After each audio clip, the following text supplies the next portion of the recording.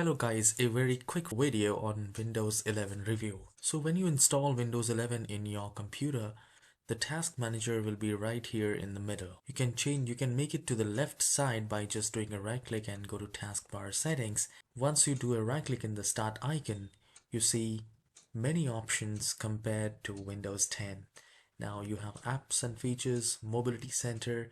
If we go to Windows Mobility Center, we can change the display mute, and from here we can change the power plan to increase the performance of your computer or to increase the battery performance from here. If we do a right click again on the start icon, we have this power options, and in power options we have the power mode. Optimize your device based on power use and performance.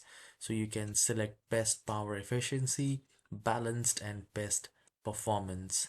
If we click on the start icon, we see many pinned apps, but you won't find Cortana in pinned app. And you can drag according to your convenience and you can sort them out. And let's talk about Microsoft Store. Here, the Microsoft Store is much more organized, looks really fantastic, and you can install your favorite apps here. For gamers, I would say there is not much difference. It's almost identical to Windows 10 as far as gaming performance is concerned. You can let me know in the comment section, how was your experience? How is your experience to Windows 11?